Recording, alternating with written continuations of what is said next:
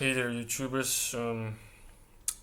It's great that I managed to recover from several consecutive, you know, depression or probably demonic attacks.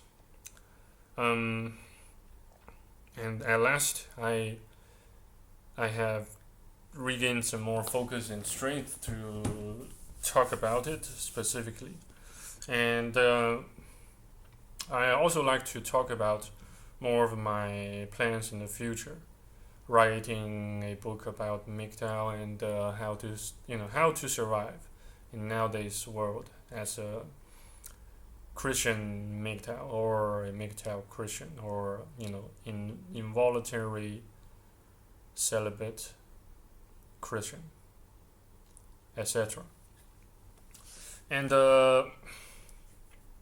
on the other hand, I have found out that we need to face facts and truths, though truths and facts will almost always hurt a lot more than you previously imagined. Um, and the hard truth is that you cannot invest your hope on others but Jesus, and neither can you put all your eggs in onto or into one basket, so to speak. Um, so here I'd like to give you several more reasons to stay alive. So reason number one is, of course, you haven't done so many things, and you haven't met all people from all over the globe to have some interesting encounters and conversations using various languages and dialects. And I'm more than certain that you always have more space. You always have room to improve, to sharpen your skills, including but are not limited to learning a foreign language, and try to sharpen focus and specialize in certain realm of studies or some sort of other techniques on dealing with various kinds of people from numerous backgrounds, etc. And what else? Probably the other reason, the another reason to stay alive is to enjoy orgasm. Yes. Um, and I'm I used to not that I used but now I still reckon that um you know pornography is, I suppose, though viewing pornography itself pisses God off. Um, on the other hand, um, well, I don't know, but somehow God has even turned something. God can even can even make something sinful as a leverage to help you stay alive. Though it might sound disgraceful to say that, but I have found such sinful thing as viewing pornography, and in the meantime fapping and having sexual fantasies about the characters in that pornography. Still kind of motivates you to stay alive, and that certainly gives you another reason to stay alive, of course. And yes, writing a book. When it comes to writing a book, you need to pay close attention to various legislations, regulations, and red tapes. Most typically, it will include, but are not limited to, copyright legislations and probably also, if let's say assuming you happen to live in a state or a country where feminism runs rampant and prevalent, so rampant and prevalent that it would probably hinder your effort writing a book about MGTOW, or or how to maintain, improve your quality of life as a MGTOW Christian or Christian MGTOW.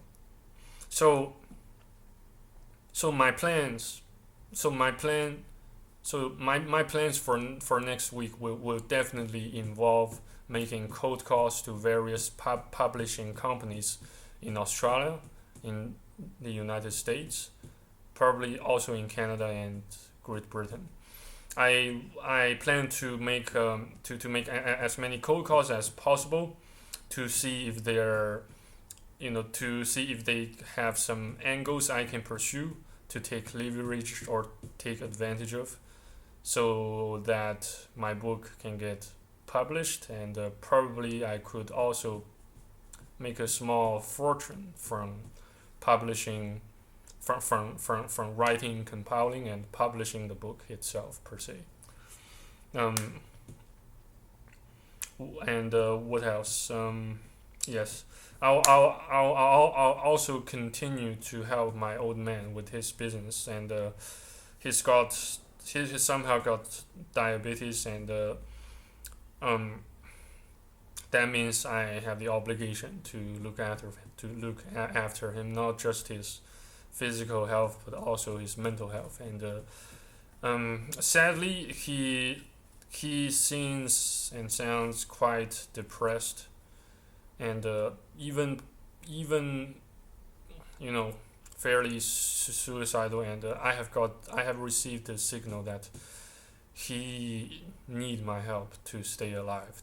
To stay, to have something to live for. And yes, it shit like that happens a lot. Shit like that occurs to men a lot, when a man gradually and incrementally loses things to live for and to live up for. As a man, as a growing man, I can certainly relate to that. And I have pretty much given up on staying contacts with on staying on staying in touch with my mates and friends in Australia, because most of them tend not to give me a shit. So I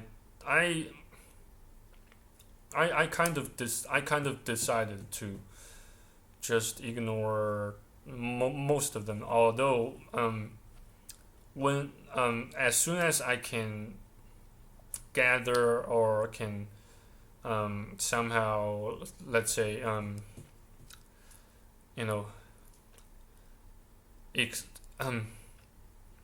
gather and harvest a bit of surplus energy and motivation to ring them up, in case I happen to gather to harvest some more surplus energy, I will definitely attempt to stay in contact with them, just to to self train on overcoming stuttering and social anxiety. And I believe, thanks to Jesus, and also thanks to my effort, I am beginning to incrementally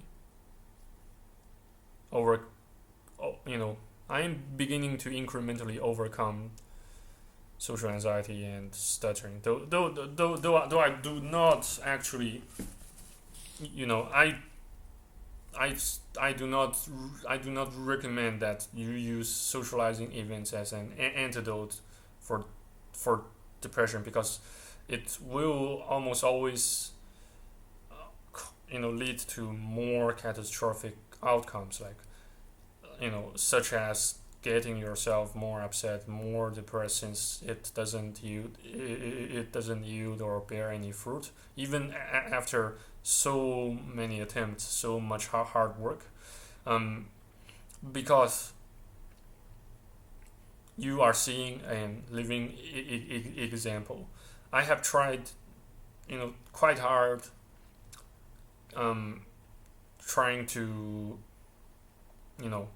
blend in to the general partying population, but in fact it doesn't work that well, and I can now be absolutely certain about the fact that I'm not a party person, and I am definitely not a a dude who enjoys random socializing, or socializing aimlessly without a plan, without a clearly defined and specified plan of action. So I'd say trying to socialize will probably work once in a while when it comes to attempting to heal and cure your state of depression. But it doesn't necessarily always work so well, because, like I said, not you will not get the outcome you desire every time you try to blend in to partying people, or to random partying people. Yes. And what else have I overlooked to mention? Yes, probably yes. Do not drink alcohol. Do do not drink alcohol in the afternoon, even if the such alcoholic drink only contains 2 or 3% of alcohol in total. Um, you know, by by weight, or by volume. Even if it just contains 3% by volume or by weight, still do not drink alcohol in the afternoon, because it will depress your nerves and neurons so greatly that it affects your ability to reach reasonable conclusions and decisions. And yes, it will almost definitely, certainly, render you more depressed, more frustrated, and it probably could lead to the actual suicide attempt. So I urge you, guys, do not drink alcoholic drinks in the afternoon, and on your own, and when you have nothing to celebrate about. Always use alcoholic drinks as a means to celebrate something great, something happy, something, some sort of achievement you managed to attain. Do not use alcohol as a means to mitigate your pain and depression. So yeah, I suppose that's pretty much all for tonight. And yes, I shall record the conversation if I could, legally speaking. While I make my cold calls to those publishing companies or books publishers throughout the world. I assume that the books better not get published here in China, because the books I am writing, it contains probably something politically sensitive that seriously contradicts the political correctness.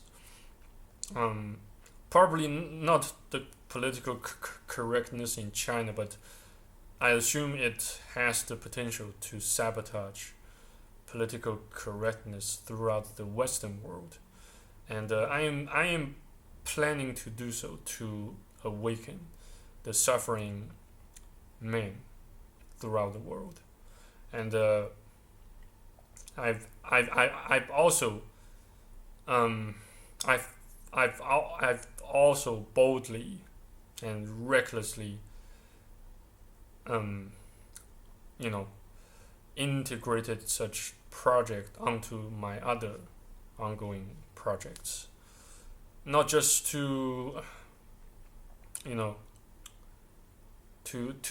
not just to achieve some sort of self gratification. Yes, that sounds nasty, but yes, I have to be absolutely honest with you guys, all things considered. Yes, I do write this book to attain some sort of self gratification, since I need to keep myself as productive as I can.